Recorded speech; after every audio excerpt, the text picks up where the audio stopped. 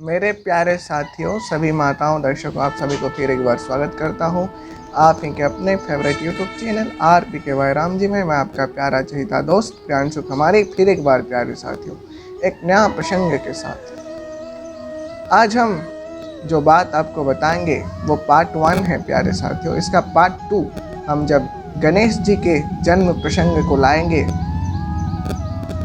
उसी वक्त आपके सामने उसको रखेंगे प्यारे साथियों। तो पहले हम चलते हैं इसके पार्ट 1 के ऊपर। ये गणेश जी के जन्म से पहले की बात है प्यारे साथियों। एक बार नारद जी कैलाश को आए थे और वहाँ पे भगवान शिव शंकर नहीं थे, भ्रमण पे गए हुए थे। माता पार्वती को प्रणाम किए नारद, नारायण नारायण किए। तो माता पार्वती उनको एक आसन दे, नारद बैठे वहाँ पे और माता पूछे नारद जी कैसे आना हुआ। नारद बोले माता भोलेनाथ से थोड़ा काम था, थोड़ा मेरा व्यक्तिगत कुछ बातें उनसे पूछना था। तो माता बोली तो आप मुझे भी कह सकते हैं, भोलेनाथ को आप जो कहना चाहते हैं मुझे बोल दीजिए, जब भोलेनाथ आएंगे तो मैं उनको कह दूंगा। तो नारद जी बोले ये मेरा थोड़ा व्यक्तिगत बात है माते, ये मेरा पर्सनल बात है। तो शिव जी और मेरे बीच कुछ व्यक्तिगत नहीं होता, ऐसे बोली पार्वती माता। वो तो हर बात मुझे बताते हैं। तो नारद जी बोले मैं इसको नहीं मानता। तो पार्वती माता बोली ऐसे क्या बात है जो शिव जी मुझे आज तक नहीं बताए। तो नारद जी बोले क्या भोले बाबा आपको अमर कथा बताएं। तो पार्वती माता सोची और नारद से पूछी कि अमर कथा क्या है। तो नारद बोले देखी ना माता, आपको भी भोलेनाथ अमर कथा नहीं बताए। भोलेनाथ जिसको अपना समझते हैं इसको अमर कथा बताते हैं, तो इसका मतलब यह हुआ कि वो आपको अपना नहीं समझते। तो पार्वती माता थोड़े खामोश रही और नारद चले गए वहाँ से और चलते चलते कह गए कि मैं आया था, यह भोले बाबा को मत बताइए।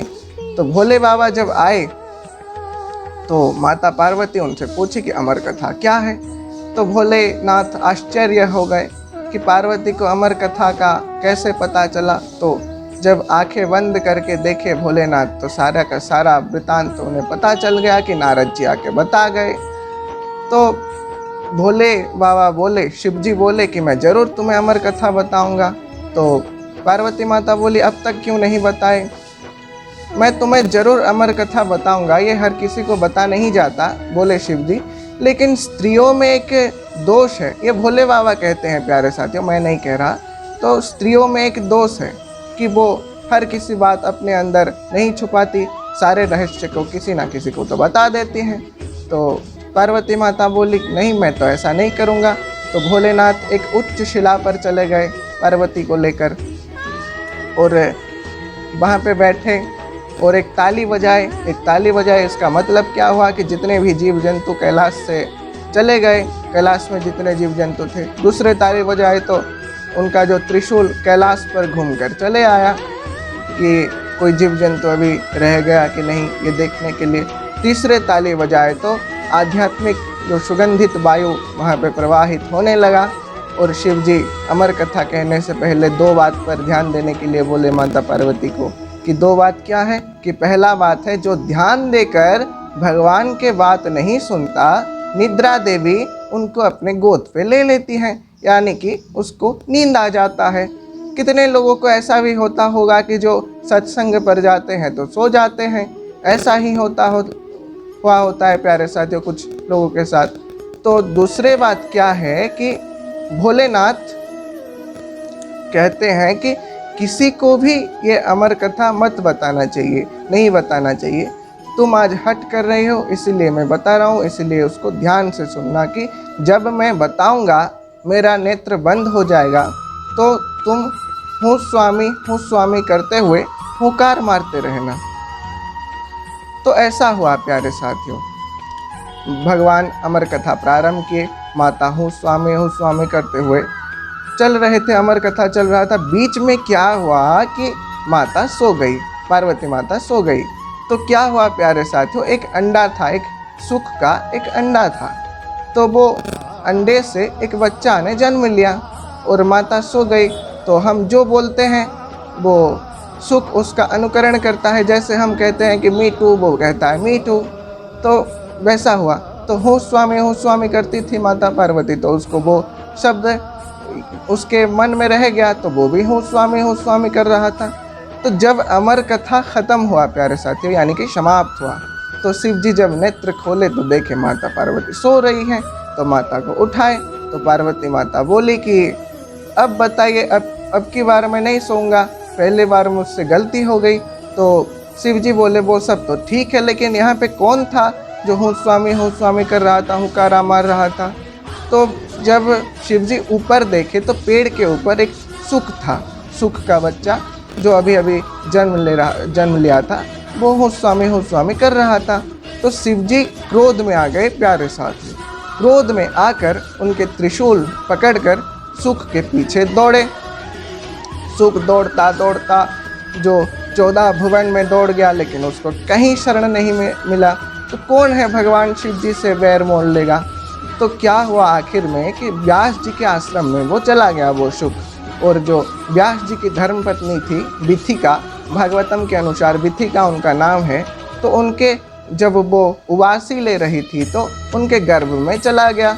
तो शिव जी बोले विथिका से, उसको तुम अपने मुंह से बाहर निकालो, जो तुम्हारे अंदर चला गया जो सुख।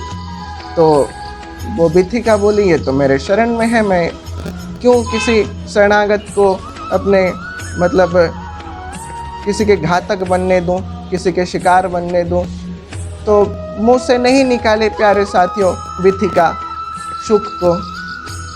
तो क्रोध के मारे भगवान भोले शंकर भी, देखिए क्रोध कैसा है, क्रोध के मारे भगवान भोले शंकर भी स्त्री हत्या करने के लिए तुल गए प्यारे साथियों। और जब उद्यत हो रहे थे त्रिशूल पकड़ के विथिका को मारने के लिए, तो पीछे से व्यास जी आए, उनके हाथ पकड़ लिए और व्यास जी पूछे उनसे कि ये क्या कर रहे हैं भगवान, आप भी क्या नारी हत्या करेंगे? नारी हत्या से बड़ा पाप तो संसार में कुछ भी नहीं है।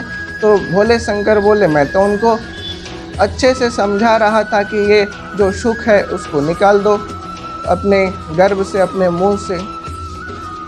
तो व्यास जी बोले ये सुख आपका क्या किया भोले शंकर?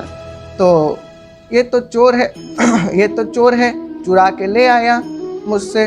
तो क्या चुरा के ले आया? आपके घर से कौन क्या चुरा सकता है भगवान? मतलब क्या है बोले शिव शंकर, आपके कहने का मतलब क्या है बोले शिव शंकर? तो व्यास जी बोले आप तो किसी को बिना कहे ही सब कुछ दे देते हैं, अकर्मादानी हैं आप, किसी के कर्म में नहीं होता फिर भी आप दे देते हैं। तो भोले बाबा बोले ये मुझसे वो अमर कथा जो मैं पार्वती को सुना रहा था उसको चुरा कर ले आया। तो व्यास जी बोले आपको जो लोग कहते हैं भोले भंडारी, आप सचमुच भोले भंडारी ही हैं। तो शिव जी बोले कैसे? तो व्यास जी बोले कि जो अमर कथा सुनता है उसका कभी अंत नहीं होता। तो आप तो सर्वशक्तिमान हैं, अगर आप उसका अंत करेंगे भी तो अमर कथा झूठी हो जाएगी। तो शिव जी वहाँ से चले गए। तो उसके बाद क्या होता है प्यारे साथियों, हम गणेश जी के जन्म प्रसंग में जानेंगे। तब तक के लिए लाइक शेयर सब्सक्राइब करना ना भूलिए आपके फेवरेट यूट्यूब चैनल RPK वायराम जी को। और प्यारे साथियों क्या हुआ कि 12 साल के बाद सुख का जन्म होता है। लेकिन इससे रोचक घटना क्या है कि सुख जब जन्म ले रहे थे तो व्यास जी को बोले कि आप मुझे जो ऋषियों के वस्त्र हैं उसको माता के गर्भ में भेज दीजिए, मैं उसको पहनकर जन्म लूँगा।